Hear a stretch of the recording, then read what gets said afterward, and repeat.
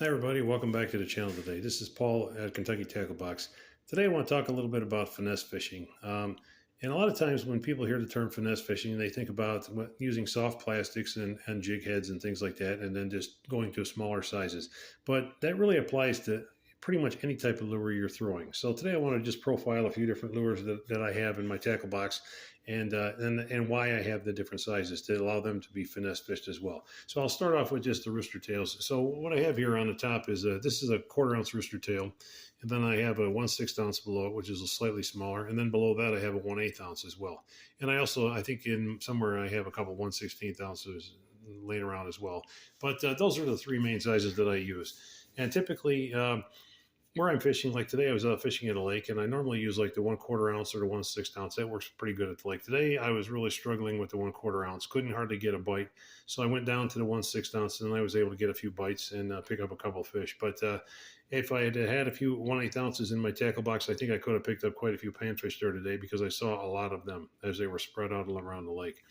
And then another type of lure that lends itself really well to downsizing is the crankbait. So I have three examples here of crankbaits. The one on the top here is a Berkeley Flicker Shad in a number 6 size, and I believe they also make a number 7 and a number 9. Then I have a number 5 size, which is slightly smaller, and then I have a mini crankbait. And these are good examples of how you can take a crankbait and just downsize it as well. And by doing that, you know that you can get sometimes get some bites when the fishing is a little bit tougher. And then moving on to like topwater style baits, I've got a couple of examples here. You have the Zara Spook Junior in bone color, and that's a good walking bait for the topwater. And then you have like a Popar Rapella, and that's a little smaller size. But both of them, the actions are a little different. The Popar actually you just kind of bloop it along, and then this one here you can kind of just allow a little slack in line and twitch the rod tip to get it to walk back and forth. But basically, they work kind of in a similar fashion on the top water, but because the size is a little smaller, you can downsize that to kind of give more of a finesse bite as well. And if you want the pop bar to be even a smaller profile, you could probably just replace the treble without a hackle on the back, so that way you just have a smaller profile together. You don't have the squirrel tail. If you want to just go to like what you're seeing on top, just a treble with no feathering on the bottom. And then another topwater style is the same thing. The Chapo and the Whopper Plopper styles. I usually carry a couple sizes in my tackle box. The top one is a size 90, and then the bottom is a size 60. A lot of times the local stores don't carry the 60s. You got to usually order those online. But the same thing applies. When you're looking for a smaller topwater profile, this is a great way to downsize. And these come in a lot of different colors as well. I find these are really invaluable quite a bit of the year. They work really good.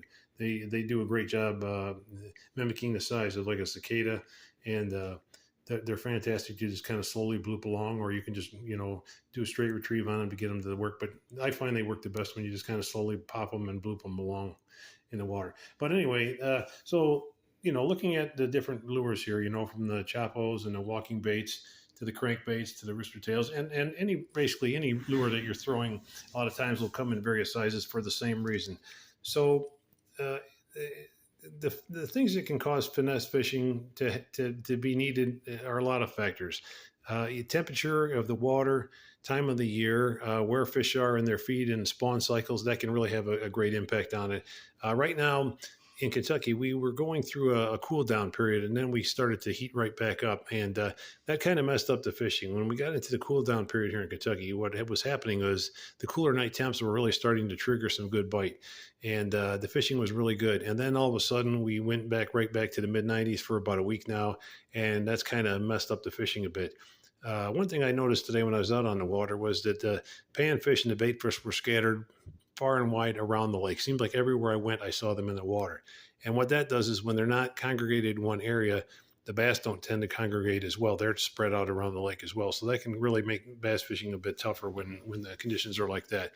So the weather should be breaking here in, I think, next week in Kentucky. And then that's going to help get the cooler nights in that. And that should start trigger a lot more fish activity as far as the fall feed up.